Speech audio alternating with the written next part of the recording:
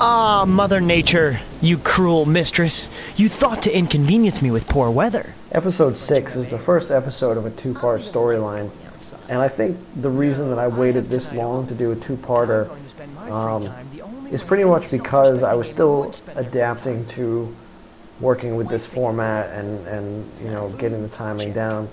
And I wanted to make sure that when I wrote a multiple part story arc, that it came out fairly well, because it's not like the comic strip where the reader gets a new comic every other day, or even a TV series where the most you have to wait is, you know, probably a week between episodes.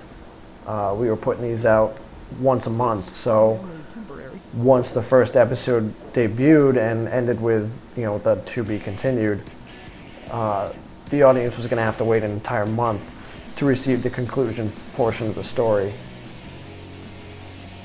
So I just wanted to make sure that was as painless as possible.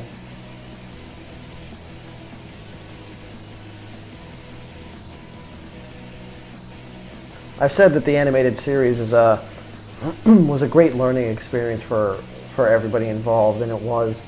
And I think that one of the biggest drawbacks was the schedule that we settled on prior to even starting any work on the actual episodes, and you know, locking ourselves into that schedule is kind of what caused most of the problems throughout the series.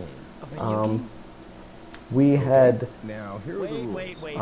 committed ourselves to doing one episode a month, and once we started, you know, getting going, we realized that with what we were working with, it was going to take, I mean, it was taking like 27, 28 days to get all the animation done, and then a couple days to do the sound, and then, you know, we were on deadline to release it. So we really ended up with practically no available time to go in and make changes or edits or whatnot.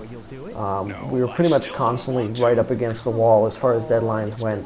And I think that hurt us the most as far as general episode quality, because once something was animated, we really didn't have the time or really even the budget to go in and change it.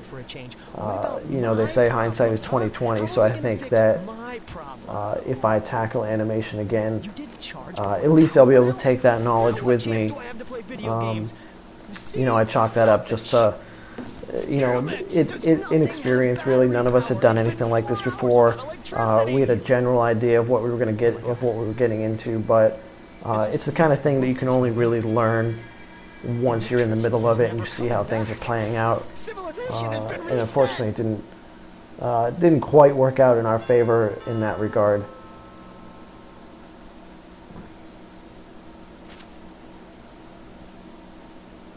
No more electricity?